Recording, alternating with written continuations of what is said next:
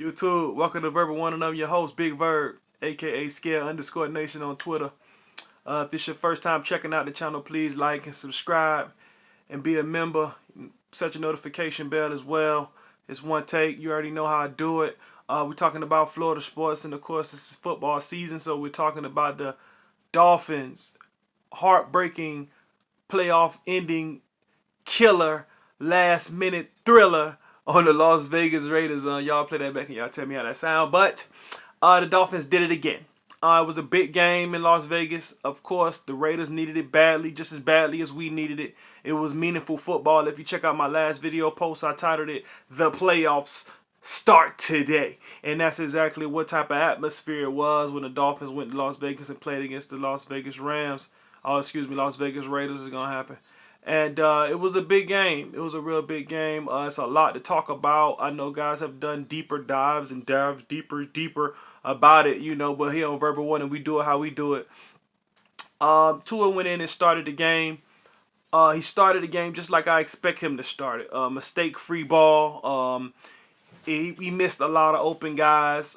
He missed a lot of open plays here and there, and that happens when you're trying to be extra conservative. And they have a conservative list of plays that they run for Tua, but Tua finds a way to be even the more conservative. I had a close cousin of mine hit me up and he was like, "Yo, man, I want you to do a show talking about how we messed up by picking Tua and we should have picked Herbert." And I will get into that, man. Shout out to my cousin Woozy, man. We're going to talk about today how Tua was able to keep the game close.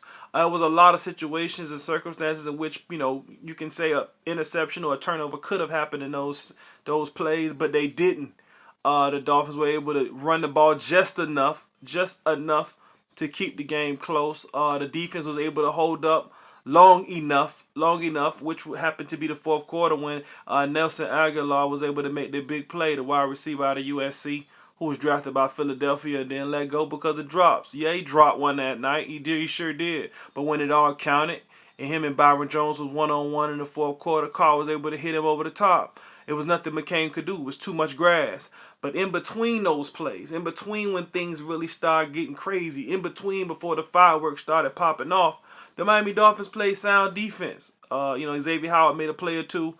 Henry Ruggs was trying to get off. Tua's former teammate at Alabama, number 11 for the Raiders, was trying to get off.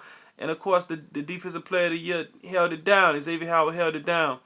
A couple of big plays that happened before the big plays started to transpire was the Dolphins were able to hold up on the run. Jacobs went out. Josh Jacobs, another Alabama alumni. Gruden said he wasn't feeling well after the game, but during the game he couldn't produce. The Dolphins and Van Noy and Raekwon Davis and Big Christian Wilkins, they were able to plug the hole and keep him kind of under wraps. He was having nice chunk gains, but when it all came down to it on the short yardage plays, on the for sure running plays, they weren't able to out physical us, and that's the difference with the Dolphins now under the Brian Flores regime. It's a different physicality about the team, and we also seen Raekwon McMillan, a former second round pick from Ohio State, who the Dolphins had the pleasure of drafting for a good 3-year stint. He's one of those run stopping running backs. He likes to put his head in the hole. He's gonna get beat on the move. He's always gonna get beat on the move, and he can't pass. He can't pass cover, and that stung them later too when Fitzpatrick came in the game. To sum it up, without going over statistics, play by play, Jakeem Grant was supposed to be our main guy because Devontae Parker didn't play. Gesicki fought through some injuries and he played. He was able to give us some big plays at the end of the game, like I said, when Fitzpatrick came in the game. But Tua only had 94 yards passing. Okay, I'm not mad at that. I'm gonna be honest. I'm not mad at that. We still were able to put up 16 points and then hold them to 16 points as well before things really get to, like I said, before the fight really got bloody, which was in the fourth quarter. Myles Gaskins continues to break the first tackle, continues to be that underdog, that running back that's just giving us just what we need. And And what more can we ask for? You know, we didn't see much of Breida, the running back that we traded for from San Francisco 49ers.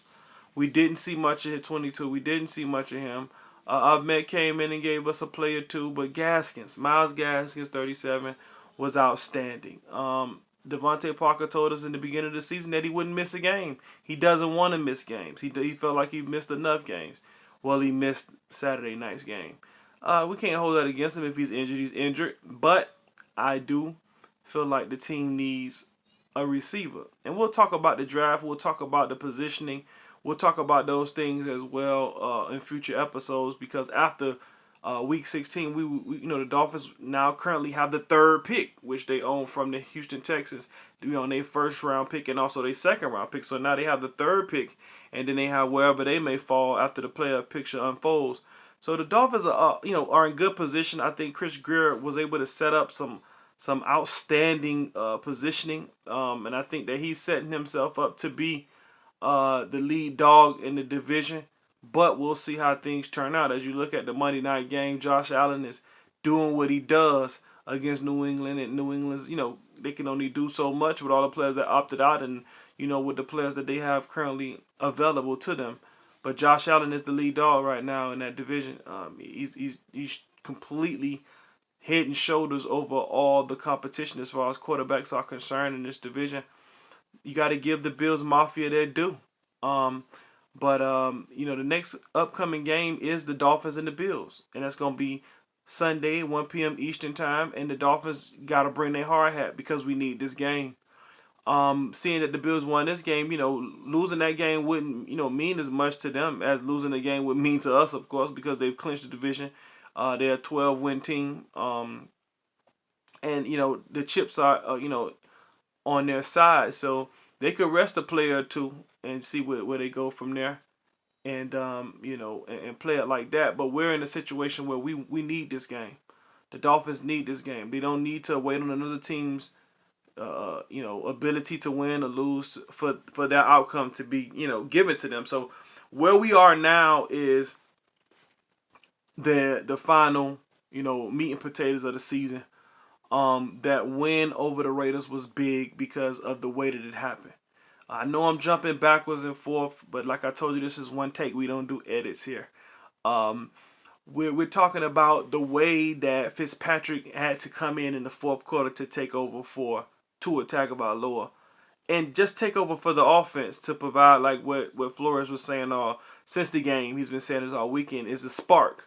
He's a closer. He's a guy who's going to fit the ball in the window, and he does that on a regular basis. And I want to say this, and I haven't heard a commentator on ESPN or NFL Network say this, but the conservative nature that Tua brings to the game is needed because the Dolphins' main attribute is defense. You don't need to put the defense behind by trying to do too much, because the defense will give you points. They'll put you in position as far as field position, and they'll keep the other team honest. So I think that you have to let your defense do what they do as far as controlling the tempo, controlling the field position part of the game, and you let Tua make his plays where he made. Because you got to remember, he didn't have a preseason. He didn't have a real training camp. He's learning on the fly. He's really playing his way into game mode. So there's no need to, throw him in the 2-minute warning drives and throw him into make or break situations and throw him in the position where he loses confidence in the moment, because you got to remember, he hasn't been given all the tools as far as the offseason program. Fitzpatrick is a 16th season veteran. He's playing with house money. What could go wrong for him? He's never played in a playoff game. So he's going to really understand that the magnitude of this situation. He's going to put it there where it needs to be, put on the table. So Fitzpatrick being in the moment is not wrong. And Flores is showing how great of a coach he is as far as his feel for the game, his feel for his team, and his ability to, coach Tua along and build Tua up, as far as the way this season is being given to the Dolphins. So this is hats off to Flores and hats off to Chris Greer, hats off to the coaching staff. The Miami Dolphins is being led in the right direction.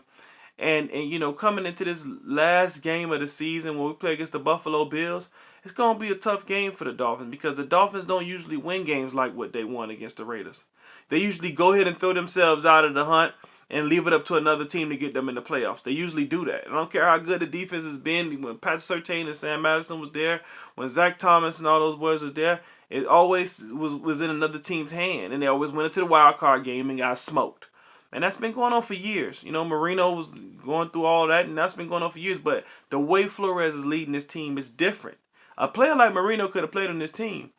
But a player, you know, a lot of those players that the Dolphins were putting money in and investing in, they couldn't. They not that they couldn't have played for this team, but they wouldn't have sustained the mental toughness that these guys are learning. That Christian Wilkins is bringing to the NFL from Clemson, and that he's, you know, inheriting from Flores. He had some ups and downs his rookie year. Yeah, he had some bonehead plays, and he had some blown coverage plays. There was some guys that was in position doing things that they weren't supposed, you know, they wasn't even supposed to be covering, and guys were playing out of position. There was a lot of stuff going on for the Dolphins for years and years and years. That Flores is not, you know, he's not cut from that. You know, it takes more than talent, and that's what that wall was about his first year. That's what this team is about. So going into this Buffalo game, I'm gonna predict. You know, in this video, I never really predict, but I'll predict that the Dolphins will win this game. You know, I don't think that they want to see Josh Allen get beat up, and I do think the Dolphins are going to come in and try to beat on Josh Allen. So I think that the Dolphins will go into this game up in Buffalo, up in the cold weather environment, and they'll run the ball, and they'll stop the pass. You know, time will tell, but I like where the Dolphins are going. I do think that this season is based on growth for Tua. But all those people out there who want to see this and hear the next video about Tua and Herbert and how that thing will pan itself out, I think that this is a growth season for Tua. It's a season where, you know, Tua is gonna get his off-season training, get his preseason all in the midst of a playoff run. So we're gonna all stay the course. We're gonna stay focused. You guys make sure you share this video. Let everybody know that the Miami Dolphins, we're going to be all right. If we don't make the playoffs, this is my disclaimer. If we do not make the playoffs this year, this will be a learning experience for all the young guys on the team, and it'll make them tougher when the time comes next year. All right, you guys stay locked in the verbal warning. Keep your head up. Keep the fins up. Share, tell a friend to check out Big Verb, Scale_Nation on Twitter, man. Love.